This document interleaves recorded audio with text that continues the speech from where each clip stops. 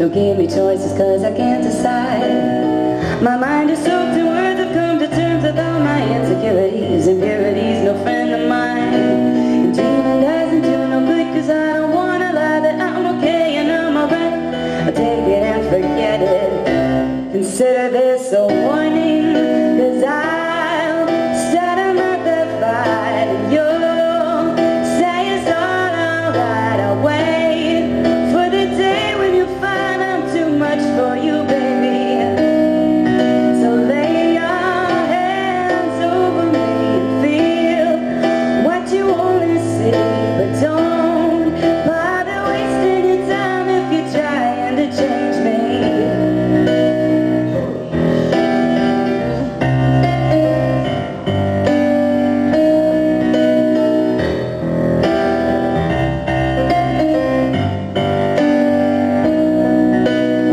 You're kinda cool, but I don't... Okay, wait.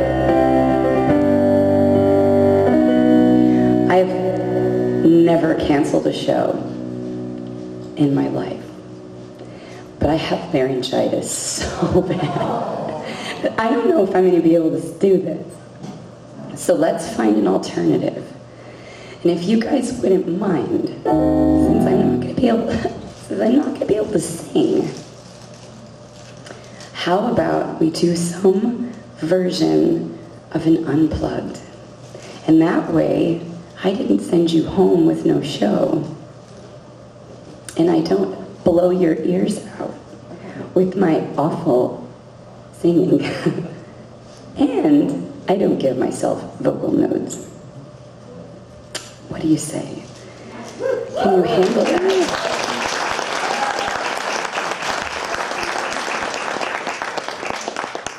I promise I can sing. You can watch that on YouTube.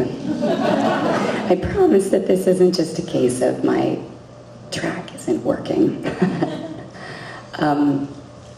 So, want to talk?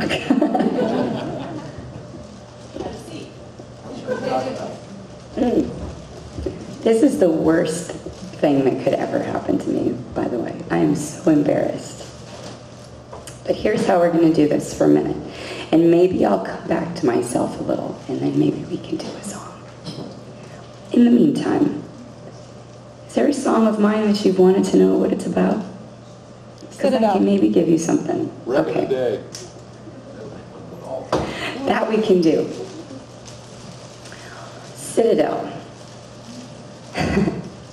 Citadel, let me tell you how that happened. All right, so I had this boyfriend, and he and I broke up. Why? Because he was a guitar player in a rival band, and I wouldn't let his band use my songs because they're mine. So he dumped me, and I drove down my street, and it was driving away from the wreck of the day. That's also where that came from, because when I turned left on this one street, the light turned red in my rearview mirror. It's literal, although it sounds like a really, smart metaphor, doesn't it? So, Citadel, I got home and I was so devastated and very dramatic. I was 17. And I always wanted to be a writer. I don't even know if I really believed that I'd ever be a singer. Tonight I'm not. But I wanted to be a writer, and I idolized people like F. Scott Fitzgerald and Mary Shelley. And I thought, well, what do they do when something tragic happens? Well, they drink.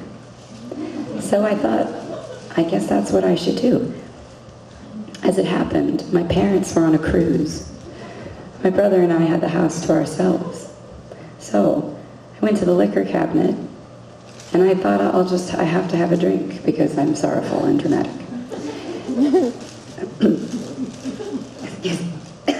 Excuse me.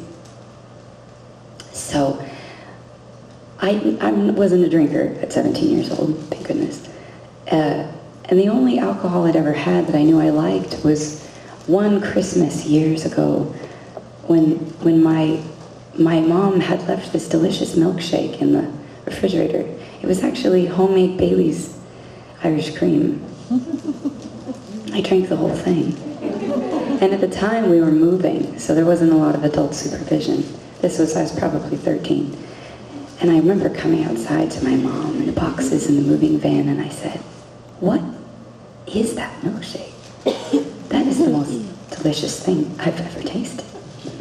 And she said, "How much of that did you drink?" And I was like, "All of it." Whole thing. So now, years later, I'm 17, looking in the liquor cabinet, thinking, now, what can I drink? Well, I could make myself some Baileys, because I know I like that. And I knew there was whiskey in it, because I remember my mom saying, "There's whiskey in that." So I grabbed some Jim Beam, Jack Daniels, and some non-dairy creamer, and I just mixed it in with some ice. And I drank a lot of it. I was so sick. It was disgusting, obviously. But I went up to my room drunk. Probably, actually, I didn't drink that much of it, but I was, skinny and teenager. So I went up to my room, and those old movies where the girl is devastated by something and she puts her hand up against the window? Well, I did that. But I was not using my strength properly, and I actually went all the way through the window. And I broke the window, and I have this little moon-shaped scar on my hand still from that. That is breaking on the balcony, breaking window panes, killing the pain of broken hearts. In addition to that, my very best friend, who is 6 years younger than me, had this bedroom at the time. Her brother and I were in a band together. She was always a little girl kind of just running around. Now she's my best friend, but I was in her room, and she had this princess bedroom. And again, I was like 17, and I had this crazy feeling that my life was going to change in a big way. And as odd as this sounds, being that I never really convinced myself that I was going to be a musician for a living, I kind of saw this stuff happening, and I knew I wasn't ready for it. So I was sitting on her bed, and that's sitting on a citadel, because it reminded me of this poster I had in my bedroom by this man named Michael Parks. And it's this girl, and she's standing on top of a castle and reaching out toward a bubble that someone, I don't know, if a gargoyle or somebody has blown it. And there's a gargoyle reaching off to grab this pretty little bubble for her. So that's sitting on a citadel. That's what if I fall? What if I don't? What if I never make it home? I was so scared of what was going to happen next in my life, because I had a feeling, and as it turned out, it was pretty wild. It still is a very wild ride. But as a kid, with all these introspective songs, I didn't know what I was going to do. All right. I don't expect you to clap for this, but there it is. That's the song.